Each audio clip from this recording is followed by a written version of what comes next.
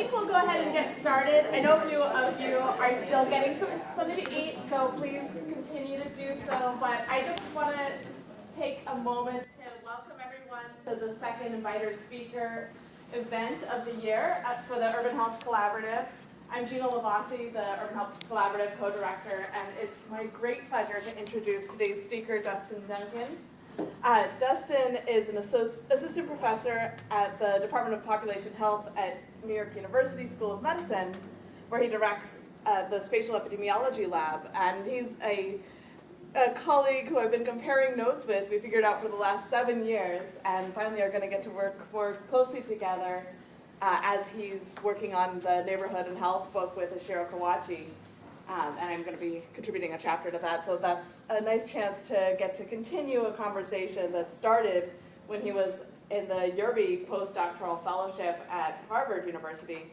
And since then, he's really amassed a really impressive body of work that includes more than 70 chapters and papers, and that, exciting to me, includes some of the cutting edge of the geospatial analysis work going on, including work that is more web-based, more real-time, and includes more sophisticated modeling techniques.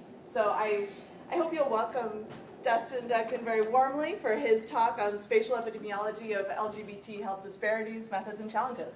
Thank you, Gina. So first I'll just talk about my group briefly. So we focus on a variety of neighborhood characteristics and a variety of health outcomes. But the theme is health disparities and trying to use appropriate and potentially cutting-edge methods to answer difficult questions. We focus on a variety of populations. LGBT population is just one of them. So I want to highlight today that spatial epidemiology may be something that you may be all familiar with and it may be old news. For some of you, however, it may be new. So I tried to strike that balance. The same thing with LGBT health. LGBT health may be something that you've studied rigorously and have deep content expertise in. For others of you, it may be new. So that's that. I'll also say that our work focuses now kind of mostly on the health of Black MSM and the concept of HIV. So you're going to hear that theme come up. So again, the title of the talk is Spatial Epidemiology of LGBT Health Disparities, Methods and Challenges. So the talk is broken into 4 different chunks. The first chunk is on social determinants of health. I want to provide you with this perspective that social factors matter and you need to consider them. Then this next chunk is about neighborhoods and spatial epidemiology. First, I'll talk about why neighborhoods. If I don't convince you that studying neighborhoods matter in the first place, then all the cutting edge or not so cutting edge methods, they may or may not matter, right? Then I want to talk about methods, particularly for studying neighborhoods, including some of the more appropriate methods that our group is kind of thinking about. Finally, I'll talk about some of the work on neighborhoods and LGBT health that my colleagues and I have conducted. I'll spend a fair amount of the talk talking about some pilot studies that we've done using GPS methods in different LGBT populations. I'll talk about 2 studies that we've done with MSM in New York City and also the Deep South. And I'll talk about a study we're doing right now with transgender women in New York City. Then I'll end with future research, challenges, and implications. So social determinants of health. So this is actually me. I was about 8 years old, and I actually do have asthma. I actually had asthma attack last night. And sometimes I do and did present to the emergency department with tight chest and wheezing. So this is a real example. I provide this example for a couple of reasons. One, in medicine and public health, we tend to take this perspective of this individual person. And secondly, it's a real life example from my life. However, I think about this quote from Will Schenck, who's the Senior Vice President and the Chief Medical Officer for CVS Health. And he gave a talk in our department recently. He said the following: health happens between visits to the doctor. And so he's arguing that yes, personal behavior and medical care is important to health, but what really drives population patterns in health and health disparities are economic conditions, and living and work conditions, and neighborhoods. So let's take this example of Troy's asthma. At the surface, he may be exhibiting asthma exacerbations because his mom may not be giving him his asthma medication. But there may be a context to that. The context may be housing issues. Maybe there are rodents in Troy's, which is my middle name, his house, and the rodent droppings are contributing to his asthma. Maybe his mom wants to give him medication, but she simply can't afford to. Maybe there are health literacy issues. Maybe his mom is looking at the medication prescription, she's not actually understanding how to distribute the medication appropriately and effectively.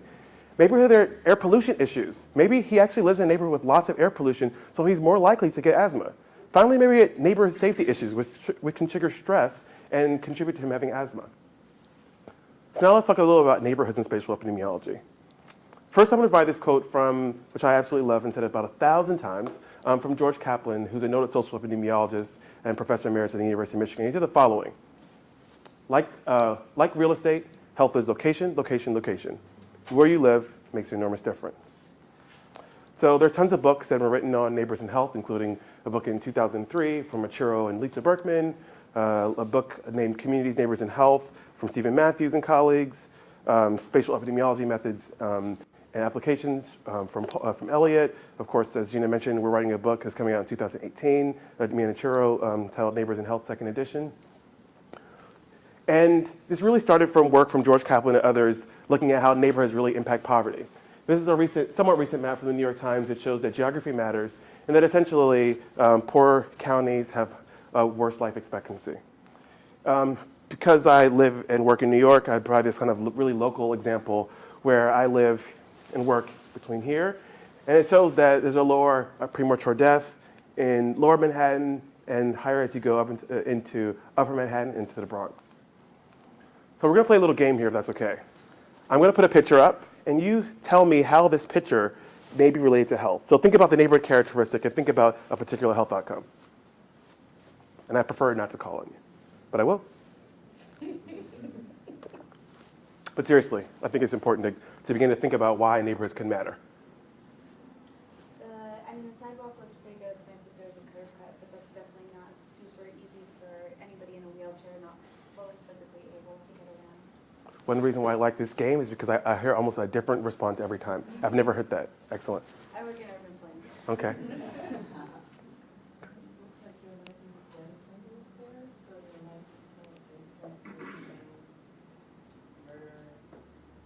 So gangs and murder? The most obvious thing to me is the only food outlet that you see is a beer distributor with 2 Pepsi soda machines out front. That's right. And a lot of work shows that geographic access to amenities may influence the amenities that you use in terms of health. What about this picture?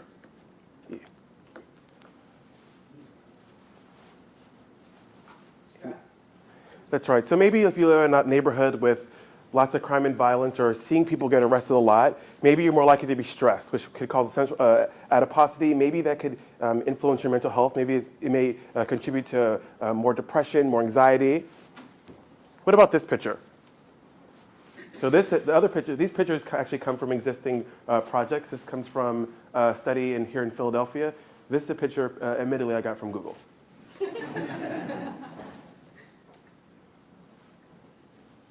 What about this picture? How may this be related to health? There's lots of lighting everywhere, so it's probably safe to walk at night. Okay, there also seems to me to be a variety of amenities. And if a variety of amenities, maybe I'm more likely to walk to them, which may be better for my cardiovascular health. What about this picture? Lonnie? I see trees, Okay, trees. What's the health outcome though? breathing quality. Okay. It's all residential, so there's not much reason to walk anywhere, and it looks fairly car-oriented, so you probably have to drive to get anywhere. Okay. Yeah. Last one in the back. Sorry? Similar. Okay. Also see swimming pools in the background, so it's probably a higher income neighborhood, which may mean that it's more safe. So the whole point of the exercise is really to help you to begin to think about how and why neighborhoods matter. So I'm going to talk about different methods for studying neighborhoods. But first, let's define what a neighborhood is. George Glaser is an economist, and he said the following: urban social sciences have treated neighborhood in much the same way as courts have treated pornography, a term that's hard to define precisely, but everyone knows it when they see it. So what is a neighborhood? You. Community. Okay. So the science is not sure how to operationalize that. The kind of beginning way to define neighborhood is asking someone, what is your neighborhood definition? And or implicitly, when you ask someone about a neighborhood feature, you're implicitly asking them how they define neighborhoods. These are the following ways to define neighborhoods using objective measures. One first way to define neighborhoods is administrative neighborhood boundaries, things like counties, zip codes, and census tracts. What I think are the current state of the future defined neighborhoods, things based on GIS, so static egocentric buffers. Static because it doesn't move, and egocentric because it focuses on one particular location, usually a home. What I think the wave of the future, or a wave of the future, is defining neighborhoods via activity spaces. There's a variety of ways to define neighborhoods via activity spaces. I'm going to focus on using GPS methods to do so. So this is an example of administrative neighborhood definitions in Boston. I use Boston as an example because I lived there for a number of years. The first four are things that are relevant to not just Boston, but to other cities in the US. Things like zip codes, census blocks, census tracts, and census clusters. Census clusters are an amalgamation of several census tracts, 2 to 3. Boston also has Boston-specific neighborhood definitions that are different from these other neighborhood definitions. So in particular, the Boston Redevelopment Authority has their own neighborhood definition, and the Boston Public Housing Commission has their own neighborhood definition. Let's take the case of New York City. In New York City, we have the Planning Commission has their own neighborhood definition, and this nonprofit, United Hospital Fund, has their additional own neighborhood definition. When we think about that, it's varied across geographies. So this is a neighborhood definition, boroughs in London, they're 33. There's another neighborhood definition, these are arrondissements or districts in Paris. A couple notes. One, the issue here is that there are different neighborhood definitions that are administrative. When we think about someone's individual exposure to a neighborhood feature, maybe these administrative boundaries may not be appropriate. When we think about policy, these administrative boundaries may be appropriate. So this is a static egocentric buffer. I actually did this part of my dissertation. This is a kid in Boston, his or her intersection address, where we define neighborhoods based on his or her home. The issue here is spatial misclassification. Essentially, it argues that we're incorrectly measuring a neighborhood feature. Could someone say how we're incorrectly measuring this neighborhood feature of a park if we were to use this neighborhood definition of a census tract? Because the house is in tract B or closer to the park than on tract B. That's right. So let's think of it as a dichotomous variable. It would say 1B, where the census tract B would have access to this neighborhood amenity, which is parks, and census tract A would not. Where in fact, if you look at the spatial distribution of where people are actually living, people on census tract A have closer access to this park. So let's provide this example. Maybe from home to work, you may drop your child at school. Maybe after work, you may go to the grocery store to then cook dinner for your partner, your kids when you come home. The issue is that the vast majority of work, though, in spatial epidemiology or neighborhoods and health really focus on just the residential environment, which is called the residential trap. And so a close colleague of mine, Basile Shea in Paris, and one of his colleagues, a study in 2003, they found that all the studies that looked at neighborhoods and cardiometabolic health, about 90% of them only focus on the residential environment. But this is this idea of spatial polygamy, that we experience different neighborhoods. It was originally argued by a geographer at Indiana University, John Odlin, and recently emerged in the public health literature from Stephen Matthews from Penn State. And it says, yes, this idea where we live can matter to our health, but also where we work and go to school, neighborhoods where we play and socialize, and other neighborhoods which we may do errands and shop. And these things may not all be the same, they may be distinct. So one way to look at neighborhoods in this way is via GPS. So GPS methods allow us to assess neighborhoods in real time and also allow us to assess things called an activity-based neighborhood, which refers to a set of locations visited by an individual over a given period of time. So GPS essentially uses satellites in the sky based to determine someone's longitude, latitude coordinate to again define their activity space. And so this is just a picture of that. One I want to highlight that there are different GPS devices and they're pervasive. Many iPhones are GPS enabled. A lot of research use this Q-star because it's highly accurate, and there's some other kind of logistical issues. It doesn't drain the battery as much as a smartphone. And so from this this GPS data, we can not just look at someone's administrative neighborhood boundary, but we can not just look at someone's egocentric boundary, but we can create a neighborhood around where they actually go, or again, someone's activity space. So I want to provide an example from my life because I think it's meaningful. So I used myself as an experiment. So I wore a GPS device for 2 weeks at 2 time points, one at the end of the summer and one at the beginning of the fall. And so this is where I live and I work. I'm kind of a lazy New Yorker, so I live and I work around the corner. My home is here on 29th Street, and my office here on 30th Street. A lot of practical reasons for doing that. So if we were studying my actual home residential neighborhood exposure, you would estimate that you're probably accurately or comprehensively estimating my exposures because you're also estimating my work exposures. And I spend a lot of time at work. Or tell my boss that. But if you actually look at my spatial exposure from the first time point, you see that I actually spend, this is the raw GPS data for 2 weeks. I spend a lot of time in my home and work, but I'm in other neighborhoods in New York. And you also see that I'm also outside of New York City. So I'm going to show you the density of these GPS points. Again, I spent a lot of time at home and work, not surprising. I spent a lot of time in the West Village where there's restaurants. When I'm meeting with my friends who live uptown, it's an easy way for me to go across town for them to come downtown.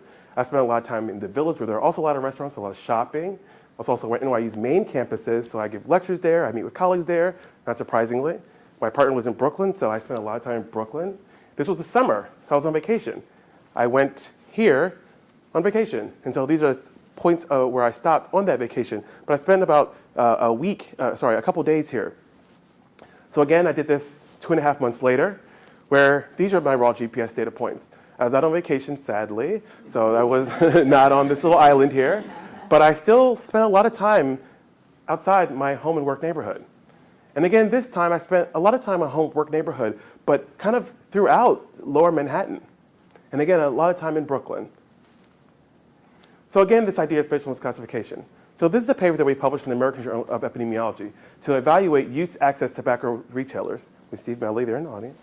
And we wanted to look at youth exposure to tobacco retailers using administrative neighborhood definitions and egocentric boundaries. And essentially found that it mattered what neighborhood definition we used. We have a forthcoming paper in the Annals of Epidemiology where we did the same thing using egocentric buffers and GPS activity spaces with the example of noise complaints in New York City. And we found that how, again, you measure your neighborhoods matter, or that effect estimate was different across neighborhood definitions, put differently. This is some colleagues from Chicago where they found that when they compared egocentric or GIS buffers and activity space buffers, they only shared 12% of the variance in the environmental feature, suggesting that these home neighborhood buffers are not enough. But what's the evidence on spatial polygamy? So beyond kind of my evidence, N of 1, go ahead. Can I go back to the GPS tracking? Yes. How does that factor in time? In other words, if you travel through a space and then go somewhere where you're there for a period of time, does that register differently, not just where you were, but how much time you spent there? So there is, I showed maps of the density of points, so that accounted for how long I was there. But I preferred actually to question to the end because I'm going to address a lot of the points. No. So I'm going to talk about different ways to model GPS data at the end. So what's the evidence on spatial polygamy? So what we did is we had a survey of a sample of about 600 young men in New York City. And we asked them 3 things. What neighborhood do you live in? What neighborhood do you socialize in? And what neighborhood do you have sex in? And essentially, people responded in different ways because the question was kind of vague. So we aggregated everything up to the borough level, which is the coarse neighborhood definition, as I've kind of shown earlier. And we found that that about 75% of guys did not do the same thing. So there was discordance in their home, social, and sex neighborhoods, suggesting that people do these things in different neighborhoods. So now I'm going to talk about neighborhoods and LGBT health. First, talking about LGBT health, providing us with a framework of language. So there are different ways to assess LGBT populations, one of which is on sexual orientation, the second is sexual behavior, and finally, sexual attraction. Sexual orientation is really about identity. You identify as someone who's heterosexual or homosexual or bisexual or other categories. Sexual behavior is more about the activity, so people who you engage in terms of their gender identities. And sexual attraction is really about feelings, your feelings towards particular gender identities. And as I'll show you from some data in the Deep South with Black MSM, these things are actually distinct. And we can actually see that play out in our data. So because we're doing a lot of work or emerging work with transgender populations, I want to provide you with some additional language. Biological sex. It refers to the assigned sex at birth based on the appearance of one's external genitalia. Gender identity. It refers to a person's sense of being a man or a woman, a boy, girl. And gender expression is how this manifests based on societal norms, your gender. So there's this idea of syndemics, and it's different than comorbidities. Comorbidities say that people have these 2 conditions. Syndemics says, yes, you have these 2 things, but they interact synergistically to influence your health in a negative way. There are a lot of disparities, but I'll talk about HIV in particular. And so this would say that HIV among gay men may be a salient or maybe a factor or important, or what maybe caused that are mental health conditions and substance use issues. Not that these things are in isolation, but these things are high among gay men and overall, and these things may synergistically impact HIV.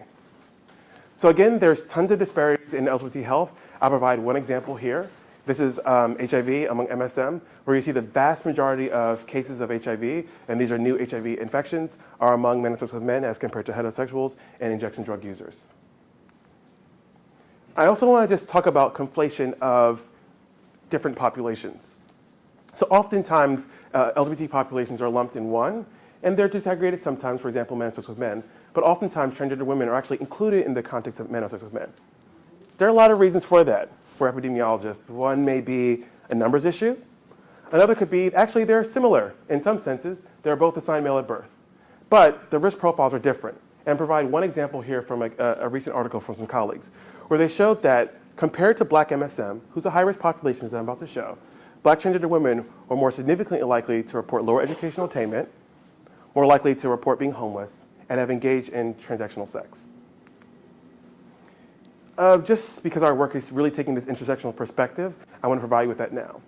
And so it argues that our identities aren't in isolation, that actually identities exist together. So in that, for example, a black man's experience in this world may be different than the experience of a black gay man. And we need to think about these things in context or together. So I don't want to pretend like the literature on neighbors and LGBT health is voluminous, because it's not. There are actually a few amount of studies. So when I present the studies to you, I want you to remember that. However, overall, research has shown that community disadvantage, neighborhood violence, and access to healthcare service organizations can be linked to LGBT health. I also want to highlight that the vast majority of work has focused on men and sex with men. Little work on lesbians, little work on older LGBT populations, bisexuals, et cetera, in the context of spatial epidemiology. So the two examples I'm going to provide here focus on MSM. So this is a colleague of mine, recently moved to UPenn, Jose Baumeister, where they had a sample of about 320 men and sex with men. And they found that greater neighborhood disadvantage was associated with these guys were more likely to engage in transactional sex behaviors. And they used this census tract as a neighborhood definition. The vast majority of work, and I'll estimate about 75% of work on neighborhoods and LGBT and MSM health, used administrative neighborhood definitions. This is a study that I conducted with a colleague of mine from Columbia, Mark Katzenbuehler, was a fellow. And what we did is we linked neighborhood LGBT hate crimes to the health and well-being of sexual minority youth. In this paper, we looked at suicidality. And we found that youth who resided in neighborhoods with higher rates of LGBT hate crimes were more likely to report suicidality, which is suicide ideation and suicide attempts. In this case, we use buffers as a neighbor definition. To my knowledge still, these are the only studies that use a buffer neighbor definition among LGBT populations. So I'm going to talk about some pilot work we're doing with GPS data. Essentially, I'm not aware of any other group that has done any stuff with neighborhoods and LGBT health in the context of mobility. So I want to present some pilot data we've conducted. The first is a study titled Feasibility Assessment of Real-Time Geospatial Methods to Explore the Social and Spatial Context of Substance Use and HIV Risk Among Young Men and Sex with Men. So we had two aims of this project. I'll talk about the first aim, which was assess the feasibility of collecting real-time geospatial information from a sample of young men and sex with men. We got data from this NIH-funded cohort study, the Project 18, which asked things about sexual behavior, substance use, mental health, and is a sample now of over 600 MSM. What we plan to do is we plan a priori to sample 75 guys, 25 who are black, 25 who are Hispanic, and 25 who are white. And so these are the criteria for the parent study and the additional criteria here for our sub-study. But to be part of the parent study, you have to be 18 or 19, assigned male at birth, live in New York City, among other criteria. And for this particular study, we said that you had to be able to walk, so no restriction to regular physical activity. And you also be willing to engage in our GPS protocol, which was willing to wear the GPS device for 1 week. So our protocol was exceedingly simple. People came in and we gave them a survey. We asked them to live their lives for a week as normal. And they came back in and completed this post-GPS survey where they gave us back our GPS device. And this is the kit that we gave them, including a brochure and a travel diary. Regarding our particular protocol, we said to wear it on all journeys except when it can get wet and when you're sleeping, and to charge it and to complete the travel diary. Our incentive structure was as follows. We gave them $25 when they first came, and we gave them the device, and they completed a survey. When they came back to us with the GPS device and completed another survey, we gave them $75. So this is the brochure we gave them. It just described GPS methods and why we're doing this. And this is a travel diary. The travel diary we gave them was really a compliance mechanism that is as conceptualized by me. It asked things like, did you charge a GPS device today? To help them charge it, or remind them to charge it. And did you carry the GPS monitor today? We also sent them a text message in the morning to remember to do these things. So we published our first paper in PLOS 1 earlier this year. So this is demographics of the sample. The vast majority of guys were 22 and 23. The vast majority conceptualized themselves as being, their gender as being a male. By design, most were Black, Hispanic, and white. Because these guys are young, it's not surprising that about 40% lived at home. And it's also not surprising that about 50% have a household income, annual income, of less than $15,000. So thankfully, all our GPS devices were returned. I'm going to provide some examples of our pre and post survey. So we have similar items pre and post, and I'll give you some examples of that now. So one example we said is number 2. GPS made it more interesting to participate in the study. At baseline, where about 80% people agreed or strongly agreed with this. And then when at post protocol, we asked GPS made it more interesting to participate in the study, where that number went up to about 82%. Not significant, but it's cool to see an increase. We asked people at pre, the GPS seems uncomfortable where about 7% agreed or strongly agreed with that. And post, when they came back to us, we said GPS irritated my skin or was uncomfortable where 0% or 0 people reported that they agreed or strongly agreed with that. In our post protocol, we asked them things that are related to the protocol that were only assessed in the post protocol period. So these are some example questions from that. And you can read the paper to see all of our items. Well, one question we asked is, overall, was the GPS easy to use? Where about 97% of people said yes. We also asked them, would you participate in another GPS study, a researcher's dream? And about 99% of people said yes. We also looked at self-reported adherence to the protocol based on the travel diary, where as you see here, most people reported charging the GPS monitor as well as wearing it. And finally, we looked at objective adherence to the protocol. So are people actually using our GPS device? And I'll take the lowest denominator, which is a 1 hour wear time for 1 day, where everyone did that. For the 7-day protocol, for 1 hour, 84% of people wore it. This is a map of one participant, his residential zip code. We aren't showing the mobility within the residential zip code for confidentiality reasons. Obviously, you would see where the person lives.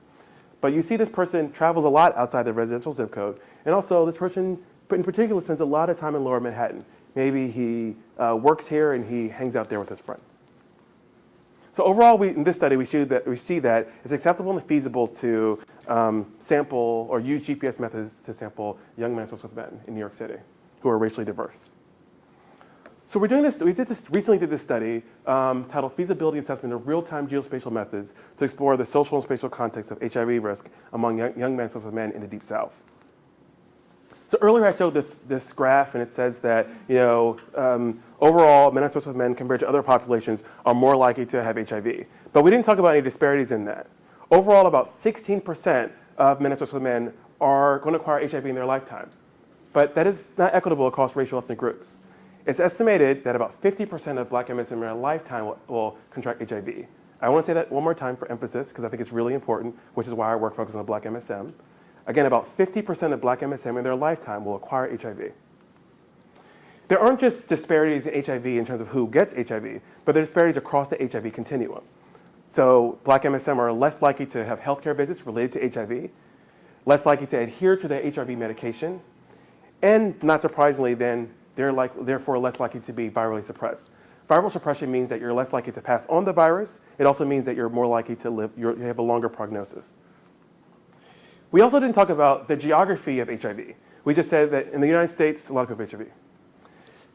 The HIV epidemic is concentrated in the South, with the cities highlighted in red. And it's particularly concentrated in the Deep South by the cities highlighted and that are bolded in red, including cities like Baton Rouge, New Orleans, Jackson, Atlanta, Columbia, South Carolina, et cetera. And so I want to give you a visual of that. This is the South. Again, these states that are red, and the Deep South are the states that are bold, or darker red. Again, Louisiana, Mississippi, Alabama, etc. So in this study, we wanted to test the feasibility of collecting real-time geospatial information from a sample of black men and sexist men, particularly. We recruited from community-based organizations in 4 different cities: Gulfport, Mississippi, Hattiesburg, Mississippi, Jackson, Mississippi, and New Orleans, Louisiana.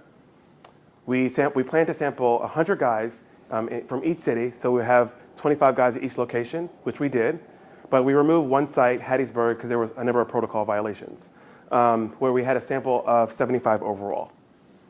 The eligibility criteria is listed here. He has to be 18, African American, signed male at birth, resident in one of the 4 recruiting areas, willing to wear the GPS device for 2 weeks now, and the other criteria you see there. Our protocol was somewhat similar. This pre-protocol survey, we had them where they lived their life for a week. They came back to us, completed a midpoint survey. They lived their life for a week again, and they completed this final completion post-survey. The actual protocol was the same. Wear it, charge it.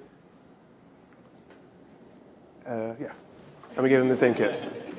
It was so simple, right? The incentive structure was a little bit different here.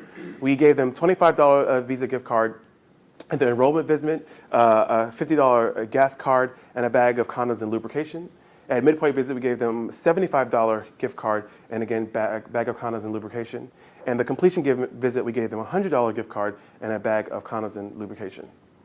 The sample demographics are listed here. The guys are a wider age range, they're 19 to 29.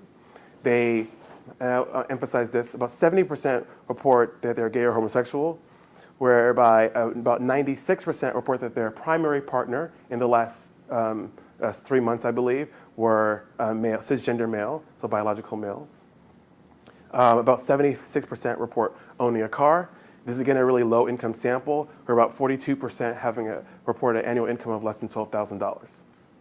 Again, all the GPS devices were returned, yay.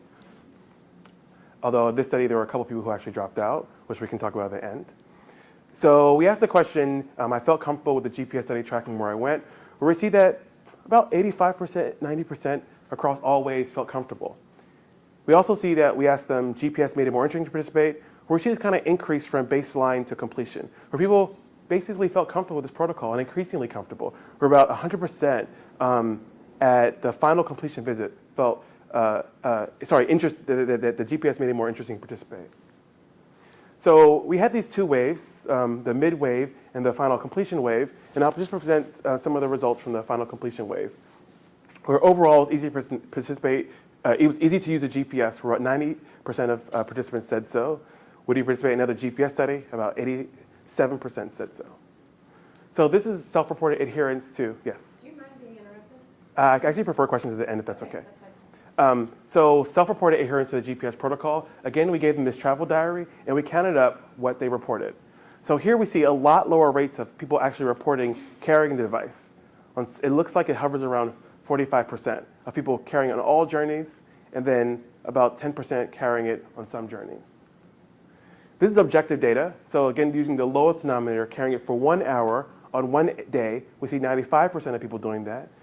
For 7 days, we see about 80% wearing it for each of the 7 days for 1 hour.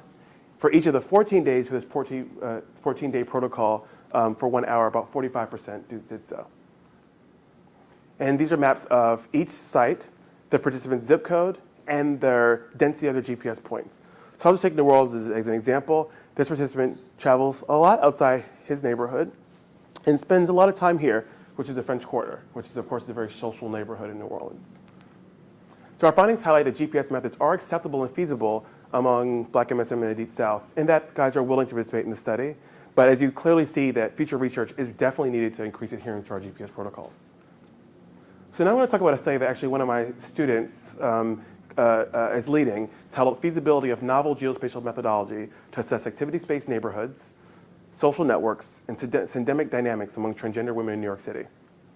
So the aim of this project, again, is to look at the feasibility of collecting this GPS data from a racially diverse sample of transgender women in New York City.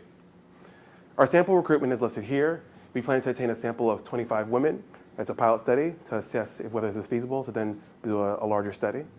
And we have been recruiting through various community-based organizations, health centers like Callan Lord, which is one of the largest health centers for transgender women in New York City and the world, as well as other methods like using Craigslist, which has actually been wildly popular with us recruiting the women. The eligibility criteria are listed here. Again, I won't list it all, but be 18 to 40, assigned male at birth, identify as a transgender woman or male to female, be willing to use a GPS device for a week and not plan to leave the New York City area. Our protocol is same as the other New York City study. A pre-protocol, come in for a week, and wear the device for a week, a post-protocol, and to wear it, charge it, et cetera. Our distribution incentive is as follows. We gave them $25 when they first came in and $55 when they return. Right now, we have 15 women enrolled. Our overall goal is 25. So these are some demographics from the first 13, which is not terribly meaningful because it's a small sample, but just to give you some sense of the people. About the vast majority of women are between 30 and 40. About 45%-ish are black. About 50% report being straight or heterosexual. Many of the women are in a current relationship. Again, we see a low income where about 30% report income of less than $10,000. We see that it's a very unstably housed population, where about 30% report being unstably housed. Again, these are small numbers, but also say that we are starting to see some tantalizing results, where we see that women who are unstably housed are actually less likely to have comprehensive GPS data, which isn't surprising. Maybe they can't plan a place to charge their device. And we see that the women are in different stages of their transition. So about 60% have actually changed their name, their last name, and first name. Almost all women are taking hormones, but only 30% have had top surgery, which is also known as breast augmentation surgery. And about 7% of the women report having bottom surgery, or what's colloquially known as gender reassignment surgery. So our conclusions, or preliminary conclusions so far, are that GPS methods may be feasible and acceptable among transgender women. However, we need larger samples with more advanced protocols. So now I'm going to talk about some of our future research. We're doing projects around the world where we've done studies on a geosocial networking application called Grindr in Paris. My colleagues are writing about that. We've done some work, regardless of sexual orientation, with Paris, with my colleague Basil Shea. We've done some studies in London, looking at geosocial networking applications used among gay men. I'm doing a project in Abu Dhabi, looking at how neighborhoods there influence health outcomes with a particular focus on smoking and cardiovascular disease. I'm going to provide two local examples because I think those are examples that highlight a diverse set of methods that we're applying. So in a recent R21, we're building on this R1 funded study, the Project 18 study. We're collecting data from 250 minutes with men, particularly survey data, measured health data like HIV status, address data from GIS, GPS data for 2 weeks, and we're collecting geolocated Twitter data from New York City. The specific aims are as follows. We want to look at and more quantify spatial mobility. We want to understand how spatially mobile are our population. Number two, we want to quantify different neighborhood characteristics within these activity spaces, including things that are novel, things like neighborhood level racism and neighborhood level homophobia, again using Twitter, and I'll describe that in a second. And then we want to substantively link these neighborhood characteristics with a variety of health outcomes, including condoms anal sex, having sex with multiple partners, and pre-exposure prophylaxis utilization, preference of medication you could take to prevent HIV. So in this project, we're giving them $25 for the GPS distribution and $85 when they return the device. So the idea of using social media to characterize data really came from this paper by a colleague of mine, a grad school colleague of mine, David Shea, where he linked the internet measure of area racism to black mortality. Essentially what he did is he quantified Google terms of the N-word and put them into marketing areas, and then linked that with black mortality, finding really strong associations. So this is extremely preliminary, but what we've started to do is to look at racist tweets within New York City. And I don't want to dig too much deep into this because it's preliminary, it's just 1 month, March 2016 when we first got the grant. But what I'll say though is that the distribution of racist tweets isn't equitable across New York City, even when normalized by the population as seen here. I'll talk about a recent UO1 grant that I have to build a cohort of 300 black MSM in Jackson, Mississippi, called the Mari Neighborhoods and Networks cohort, where we're getting survey data, measured health data, again, HIV status data, and for guys who are HIV positive, we're getting viral suppression data. We're collecting address data, GPS data for 2 weeks, as well as social and sexual network data. So what I didn't say is that, yes, Jackson, I showed, is actually the 4th highest city with the highest rate of HIV infection in the nation, but it's the highest city of HIV infection among MSM overall, and the highest HIV infection for Black MSM. So that's why we're doing this study in Jackson. And our conceptual model is as follows. We argue or conceptualize that neighborhood factors may independently influence HIV prevention and care outcomes, as well as network factors. But we think these things may interact synergistically to influence HIV prevention and care outcomes. So we're really building from my colleague's cohort called the MARI study, which had a sample of about 700 Black MSM in Jackson and Atlanta, and these are the criteria here. So what we're doing is across all waves, we'll be collecting survey data when they first come in. Then we'll give them a GPS device. We'll then collect our objective measure health data, again, HIV status. They'll wear the GPS device or return it to us and complete this survey called VERITAS, which I'll define now. So essentially what we're going to do is we're going to have their mobility data. So we'll define their activity spaces and we'll ask them, we want to get a context to this. We want to ask them, why were you in these neighborhoods and who you were with? So we just want to get descriptive information to more get a better sense of why people go to certain neighborhoods and who they're hanging out with. And so this is one example here, before I read the quote. What we did in this pilot study in the 4-city pilot study in the Deep South, in the Jackson site, we actually did a small qualitative study where we gave them the GPS map at midpoint, and we asked them why did they go to certain neighborhoods and who they were there with. And so this is one participant's answer. We asked him why was he hanging out with these certain friends in this neighborhood. And he said, it's just friends I've been knowing for a period of time, you know. And you know, like I said, it's a Black area, and it's fairly quiet until nighttime. You know what I'm saying? Because one of the, I guess, notorious neighborhoods around here in Jackson. And the interview says, well, why is this notorious neighborhood? Tell me more. And essentially says that in the nighttime, the neighborhood changes. It's crime-ridden, and there's a lot of drug activity. And so this is kind of the kind of meaningful information that we want to get, but put it in this kind of spatialized database. So the incentive structure is we're planning to give $25 distribution at the beginning, and we're actually not sure what we're going to do at the end, because in terms of how we're going to, the incentive structure. Because as we see in the pilot study, we see that there's very low adherence to our protocol. So I have currently an RO3 where we're doing a behavioral economics kind of study, which we're actually still formalizing or quantifying to think about how we can increase adherence to our protocol. Right now we're thinking about 3 arms. One arm we give them $50 at the beginning, $50 at the end. Another arm, which is the arm we've done before, $25 at the beginning, $25 at the end. And the final arm is this behavioral economics arm. We give them $25 at the beginning, and they can have $75 at the end if they wear the GPS device every day. And if they don't, we knock off $5 for each day. And the results are forthcoming, of course. That study starts in January. So we're going to recruit from my colleagues' cohort, which we see about 98% of people are actually willing to participate in the study. But we're also going to recruit from other community-based methods if our sample is not realized, including using geosocial networking applications like Grindr, which I want to point to just briefly. It's an application that was launched by a company in 2009 called Near Buddy Finder Entertainment. It's on iPhones, and essentially it's based on geospatial proximity, whereby users can connect. So this is one study we did here, but we've done studies in Atlanta, again, New York, London, Paris. One of my students is starting a study in Shanghai, and we've had samples up to 600 people in 3 days. And so we really think this can be an effective way to recruit our sample of men obsessed with men.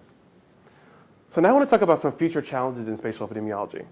One future challenge you highlighted earlier is modeling GPS activity space data. Another challenge is modeling geospatial temporal data. So one solution that we're thinking through is that we can use different approaches to modeling GPS data. The approach that we're currently using is this kind of overall activity space. But actually, I don't think that really matters. What I think is what you argued earlier is thinking about more pockets or clusters where people actually hang out. So right now, we're doing a preliminary paper where we're using kernel density estimation to look at, in particular, pockets or clusters where people are hanging out and to see the salience of that to the health, comparing that with activity space or these overall activity space neighborhoods. It's quite complex, and there's little work and leaks in the human literature to model spatial temporal GPS data, which we don't have yet, but we will soon have. So one thing we're thinking about is looking at stable GPS clusters over time. So look at the exact location where people go that's stable over different times, and thinking about that as salient influence on health, as opposed to different places where people go, which may be one-off places. Another challenge or set of challenges that we see are adherence to our advanced GPS protocols, which are currently 2 weeks. I have a colleague of mine, Stephen Matthews, who's giving GPS devices for people for a month, but it's a very different population.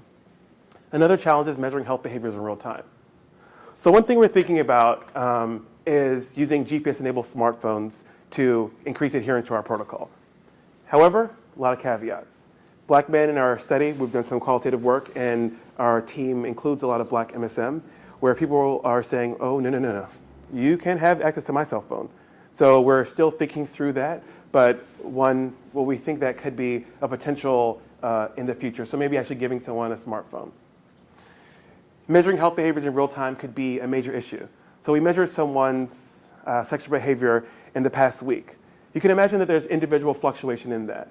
And so we're going to more critically think about how we can link spatial temporal data with health behavior data, and we think using EMA can do so. We've done a pilot study in New York City where we sampled 75 guys, and we asked them, it was just a survey, we asked them about their acceptability or feasibility of using these methods, where about 99% of guys said, oh yeah, you could text me.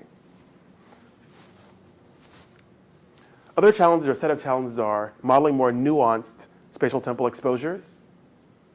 And another challenge is modeling spatial and network data over time. Time is not there, sorry. So modeling nuanced spatial temporal data.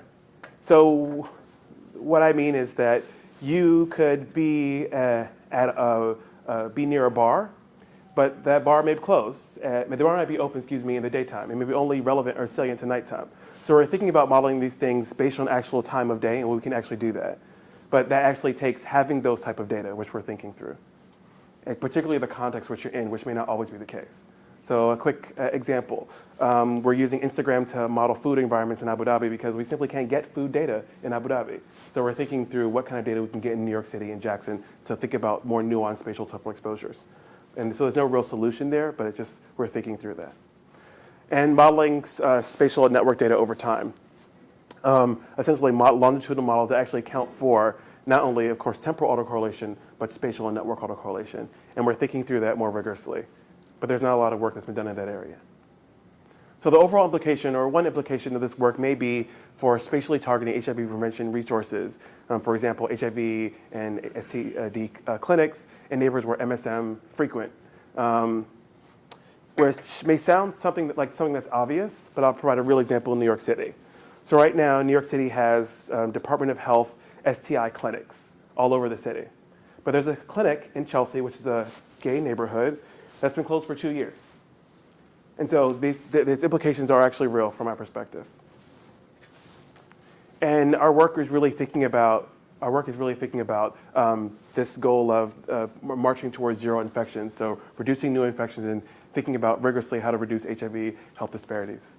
I briefly want to say that neighborhoods matter. We need to invest in neighborhoods, but we're thinking through more so why and how, in particular LGBT populations. Just want to thank my funders for particularly the CDC and the NIH, my key collaborators, Bazil Shea, Perry Alkidis, DeMark Hickson, Sean Reagan, and John Snyder.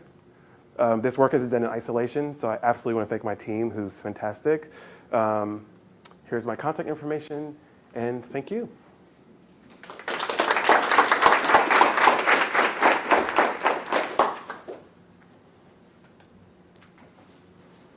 Dr. So thank you Top. very much. This was an awesome presentation. I have 2 questions. The first was, and this can go with respect to all of your different studies that had the protocol where you assess things at baseline and then they wore the GPS tracker for a week or 2 weeks and then you assess them post.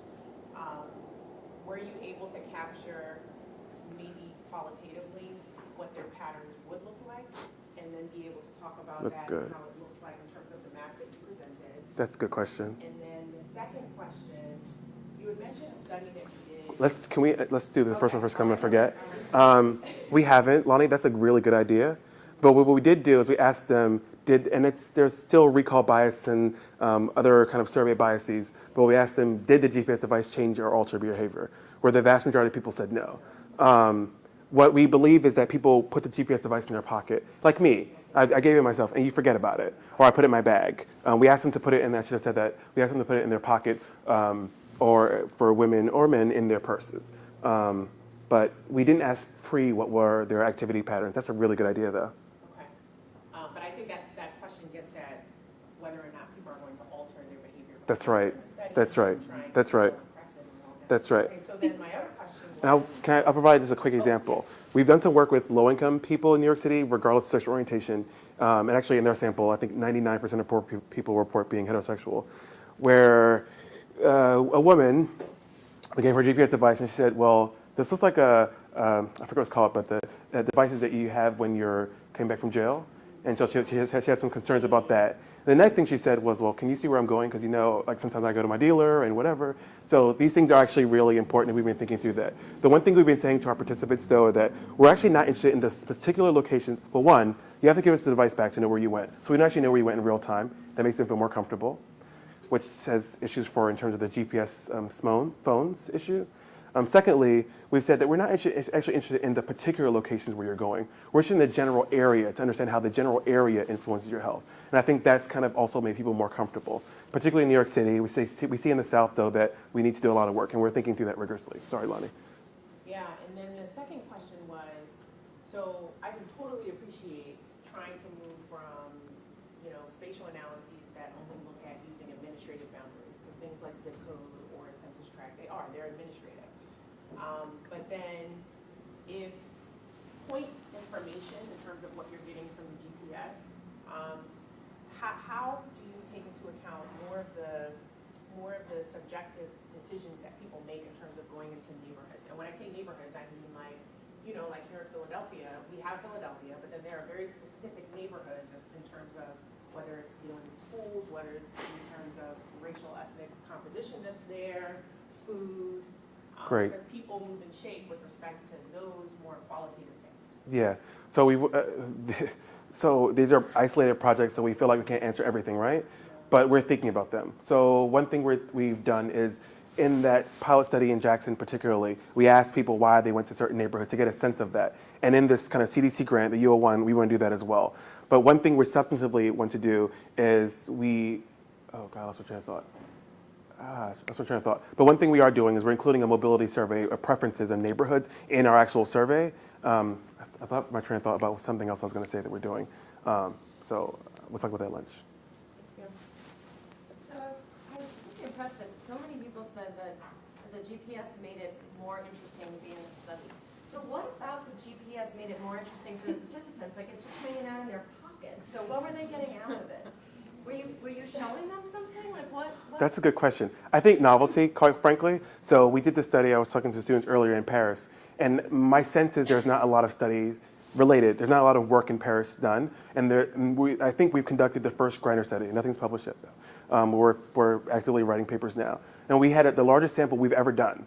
So in a context of New York City, which is a large city, we had a sample of 175 guys in 3 days. In this context, we had 580 guys. All my RAs were like, whoa, in 3 days. And I think partially it's a novelty effect. So I think it's, for the people who have participated in studies, there's a different type of study. That's the only thing that I can think of. We actually didn't ask that question, and now I want to write that down to ask them why they think it's more interesting. We didn't ask that question. The money, or do you think it was, I mean, you guys So certainly the money. No, a bunch of times, like you saw them in the middle, like, did you do something with them when you sat down with them related to the No, visualization or anything? No, we gave them the travel diary, which I talked about, and we gave them the packet that explained what a GPS device is, and we kind of talked about the overall goal, which is to link neighborhoods to health, but there's nothing else that we did beyond that. I mean, I would think that, if anything, it's probably just the ease of not being able to have to do much, but yet you're still able To say do. you're part of the study, you're contributing, for whatever reason they bring someone to this study, but. Yeah. I think altruism is one thing, quite frankly. In our low-income work, people were I think people are just very oppressed, and by giving them a voice through research, people really appreciated that, and they've actually said that in different ways, in different forms. And I think I can't minimize the importance of an incentive. I think the incentive, particularly in the New York City studies, have been completely salient. And the studies in the South, I had less hands-on day-to-day operations, so I'm not sure, but I imagine that was a major part of it, quite frankly. Are you thinking about with the EMA, are you thinking that you'd be able to link that to the spatial data in such a way so that, for example, if they are going to a dealer or whatever, that you'd be able to look at risk behavior and sort of spatial dimensions of risk behavior without, of course, caring, that it was the dealer, but if that led to some other kind of risk behavior? Yeah, first we're doing in oral studies now confidentiality certificates to make sure that we can't be sued and actually give that data to, no, but seriously, I think that's really important. And it's a long, lengthy process. which I'm learning, and I always are as well, thinking through that rigorously. Secondly, yes, I want to get more fine-grained, more nuanced data to actually link kind of where you are in real time with what you're doing in real time. I don't think that those were, as a state of the science, I don't think we're there yet, but we're trying to get there. And I think the R21 and the U01 will help us get there. But that's exactly the next step. So that's why I foreshadowed saying the EMA stuff. And at least in the New York sample, guys felt very comfortable with being text on their cell phones. I think the issue, though, is people feel uncomfortable downloading something to their phone, but that's different in this case. Okay, so it's noon. Can I ask one final pressing question from someone? Sure. So this is a slightly off-topic question, but with the current political climate and with funding potentially just being completely screwed, is there any way that you can kind of give us any advice on how to support your work and things like this, or anything just in that vein that if somebody wanted to politically ask? This is being taped, right? Had anything off the top of your head? I'd love to. Well, it's a particular issue that I'm sensitive to because, as Gina knows, my work really started off in childhood obesity with Steve and others, Steve Melly and others. Now my work is almost exclusively on HIV and Black MSM, and broadening, starting to think about other health dimensions of MSM, Black MSM health, like mental health and substance use. So these are populations that people may not care about as much. These are populations that are on the margins. I'll just say I'm happy that my grants are funded and that we can push the work forward, and I think there's always, or there may be opportunities to have a larger project, but to do also build in things that you're interested in. So even in these grants, we're building in things that we didn't say that I think are interesting. So the EMA feasibility stuff, we didn't talk about that in the grant, but we do think that it's relevant, so we want to study it. So align your grant with the funding priorities, but also I think you can build in things once it's awarded. But make sure you get the award letter first, of course. Thank you very much.